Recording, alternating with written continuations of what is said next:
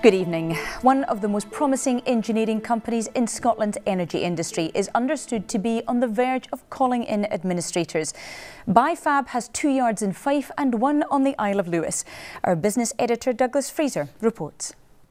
Bifab has been one of the strongest prospects for growing jobs out of the offshore energy sector. At 2 yards in Fife, Burntisland and Methil, and 1 on the Isle of Lewis, it makes steel structures for oil and gas installations west of Shetland, the platforms on which offshore wind turbines are placed, and it's pioneered the construction of tidal turbines. The market and order book are thought to remain strong, with 600 people working at the yards recently, but the complexity of an offshore wind array contract in the Moray Firth has pushed Bifab into cash flow difficulties. It's understood that the firm has filed court papers with the intention of calling in administrators. That effectively buys some time to discuss with creditors and government agencies how it might avoid collapse. People across Scotland have fallen silent to remember the nation's war dead. Events were held to mark Armistice Day, which this year falls on the 99th anniversary of the end of World War I. Andrew Black reports. At the Garden of Remembrance in Edinburgh, the people gathered to honour those lost in war. Members of the armed forces community, old and young, paid their respects. Then, at 11 o'clock, a 2-minute silence marked by the firing of the Edinburgh Castle gun.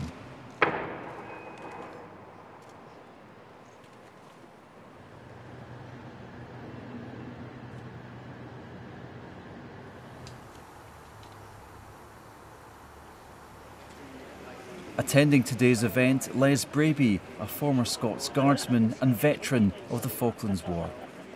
The act of remembrance for me is not just a single day of the year, it's 365 days. But this is the one special day when all the veterans gather to remember those who gave their lives so that we could be standing here today. Today's focus was on the 99th anniversary of the end of World War I, but it was also about lives lost in all conflicts. There has been the Second World War and other conflicts that we must remember because everybody has paid a part to secure our freedom. So we spare a thought for all those conflicts and all the members of the armed forces who serve for our defence. Events will continue tomorrow with ceremonies to mark Remembrance Sunday. Andrew Black, reporting Scotland, Edinburgh.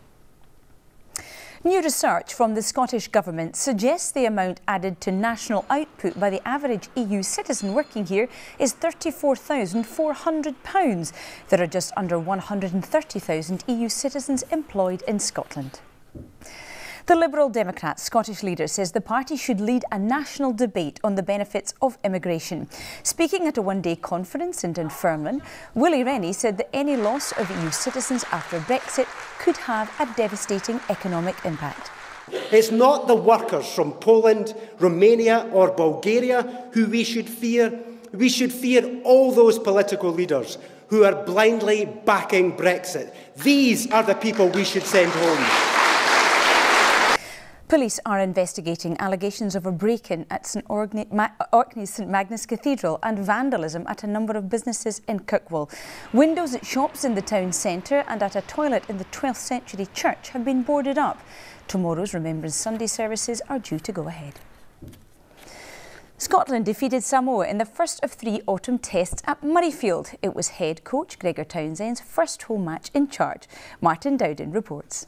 Gregor Townsend wants Scotland's signature to be a fast brand of rugby. Little chip through, kicked ahead by Seymour. He got it today, Stuart Hogg's opening try coming within 2 minutes. An early try. It is that man Hogg. Devastating try by the Scots.